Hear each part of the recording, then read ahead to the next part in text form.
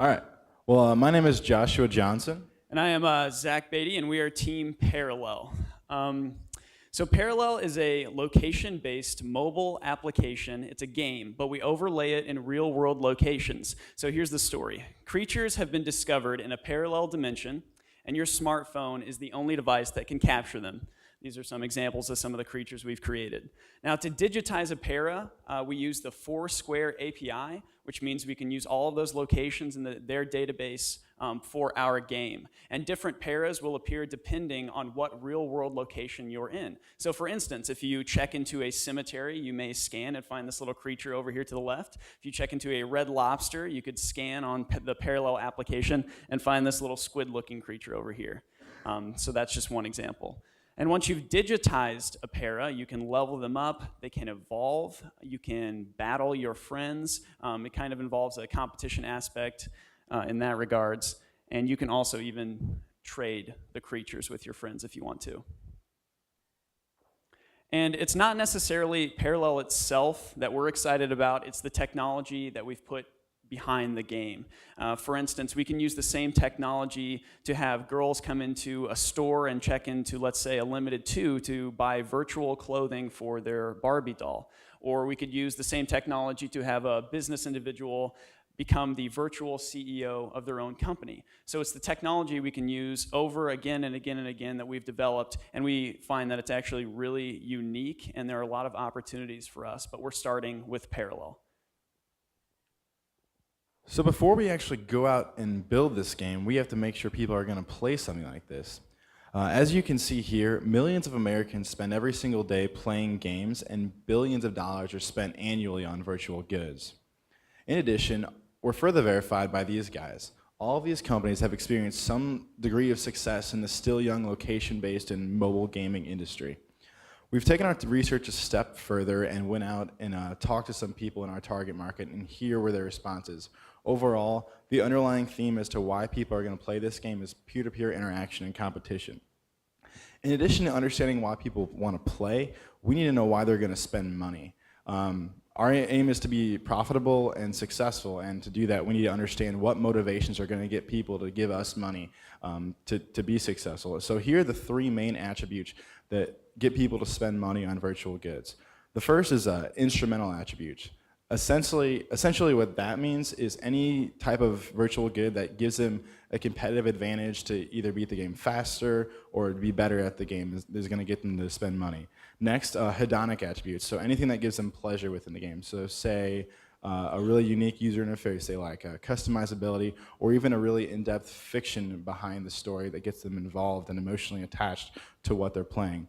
And then finally, social attributes, relatively straightforward. Things that get them to play with their friends, have a good time, and even give them some sort of social class for being better at the game than their friends or the people that they meet through the game.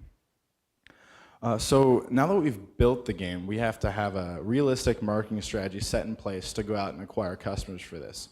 Through company blogging, search engine optimization, and social networking activity, we believe we can reach a large amount of our target audience early on and have about 1 million downloads after 3 months.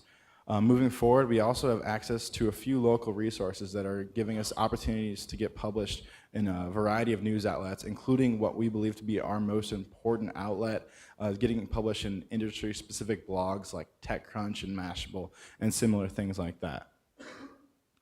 As you can see here, we've attached these 2 images for you. They just basically break down how we intend to allocate the funds that we've currently supplied ourselves and any funds we get in the near future. The first priority for everything is legal fees and marketing expenses, and then after that, the money we have will trickle down to other expenses, and if not, we'll be waiting for revenue to supply those expenses as well. So here's a brief list of some of the milestones we've already achieved so far with Team Parallel. We have a 5-member team right now that are all very committed, very dedicated to the project and seeing it succeed. And they're all, we've rented office space in the League of Innovators building. Some of you are familiar with that building down on Providence Road. We've put a lot into social media and blogger outreach. We've kind of separated those 2 things, blogging based on our company growth and development, our successes and failures as we're working toward developing Parallel. Twitter is more targeted to the people who are playing the game, the customers, the target market. So we've separated those 2 things and made it a very concrete distinction between who we're trying to contact with different types of social media.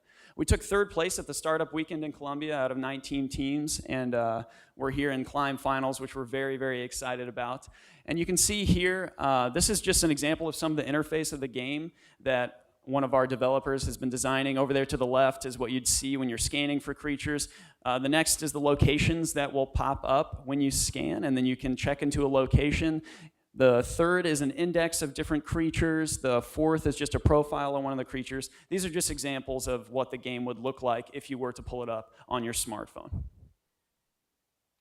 Some of the short-term goals we have are to establish that social media online presence. And we've been working very, very hard to be ready. When the game is ready to be played, we've done alpha and beta testing, and we're ready to push it out, that we can just plug it into our marketing plan and let it go. So we have lists and Excel charts of blogs, of review sites, of Twitter handles that we want to push this out to.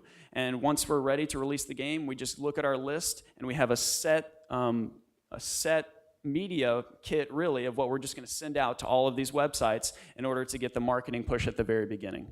So we really want to develop those relationships early with bloggers. And testing parallel, after all of that's done, we'll submit it to the App Store, and it'll be up for sale. So then our long-term goals. By the end of next year, we want to have about 5 million total downloads of the game. We want to be starting on our Android development. Right now we're entirely iOS focused, which is beneficial because in general more people spend money on iOS, so we want to allocate our time effectively to get the proper return. And we want to be looking at seed and angel round funding at the end of next year. And then looking forward, within the next 4 to 5 years, we hope to be at a point we're creating about 10 new games a year to engage different markets and new audiences, as well as have 50 million total downloads and be at a stage where we can seek venture funding and eventually an acquisition from a company like Zynga.